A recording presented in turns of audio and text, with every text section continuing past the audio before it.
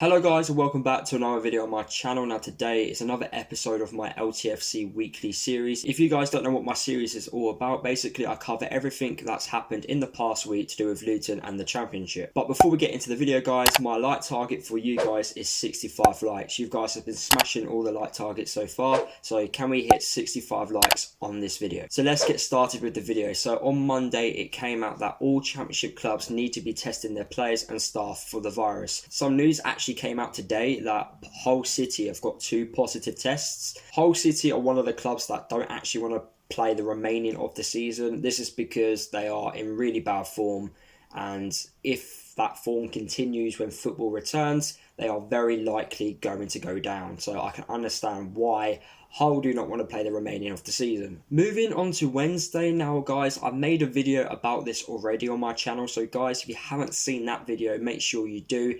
It literally covers everything that happened on Wednesday. It talks about players returning back to training, the fact that Luton have got to sell players, out of contract players have got to play, Mick Harford could be the manager. It literally covers everything that happened on Wednesday. So guys, if you want to check that video out, I'll leave a link down below. But for this video, I'm not going to repeat all my opinions of what happened on Wednesday. So if you guys want to know what happened on Wednesday, go and check out my video. On Thursday, lots of information came out. One of our directors, Gary Sweet, came out and said that football cannot survive behind closed doors. I agree with this. It can't. It needs fans at the stadiums. It needs fans because of the income.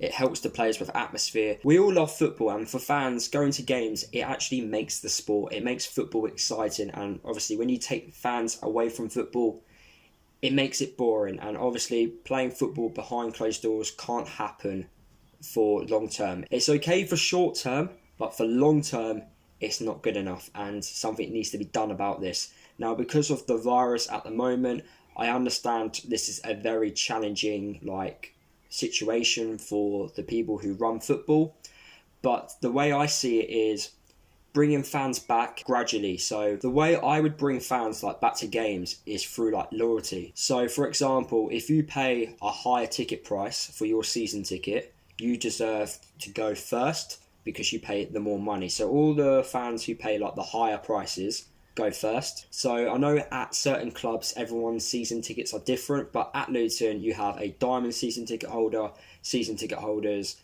and general sale fans. Now I know at other clubs it's different, but at Luton that's how we do it. So for example, I would bring back the diamond season ticket holders first. So gradually put them in the stadium, make sure they're social distancing in the stadium. When things are improving in regards to the cases, I'll then bring back the season ticket holders, but gradually. And the way I'll do it gradually is by the long-term season ticket holders. So if you've been a season ticket holder for 60 years, then you deserve to go first, rather than someone who's been a season ticket holder for 4 years. I'm just using examples so everyone understands what I'm talking about. Once you've got all the diamond season ticket holders and the season ticket holders in the stadium, then you bring back the general sale people who buy tickets every now and again into the stadium. That is how I would bring back fans into the stadium. But that's not up to me to decide. That's up to the people who obviously run football and the government. It also came out that obviously when Championship teams do return back to training, they have to follow certain rules. These rules are small groups for 75 minutes.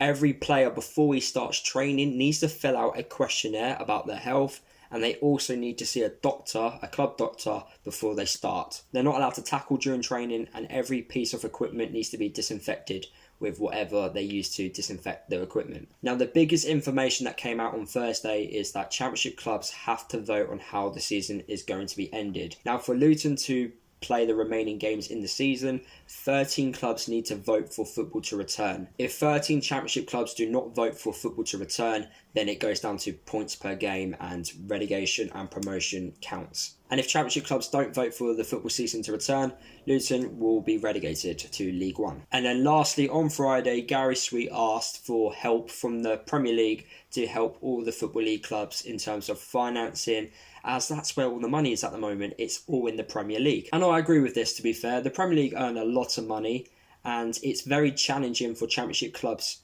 when they get promoted to the Premier League to actually compete against Premier League teams. Now, there's been a lot of discussion whether or not there should be a wage cap in English football. I think it should be in every single league, a wage cap. I don't think clubs should be overspending, and I think that's one of many reasons on why clubs are in certain situations financially. I think introducing a wage cap will help clubs massively, especially with finances. I think bringing in a wage cap as well, it just makes everything fair in all the leagues. You know, you're all competing because you're all under the same wage cap.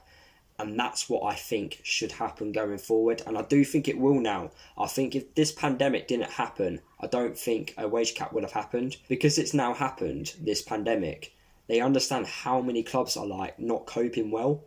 So I do think a wage cap will be introduced in the near future. In regards to the Premier League helping the Football League, it came out today that the Premier League has been asked to give 200 million to the EFL. That's 10 million per Premier League club. To give to the EFL, that's 6.6 million per Championship club, 1 million each for League One, and 666k for League Two clubs. So that's if the Premier League decide to obviously give that 200 million to the Football League clubs. I believe the Premier League should be doing this, but it does state that the Premier League wants something back, like from giving their money to the Football League clubs, which I don't know what they could get back from it.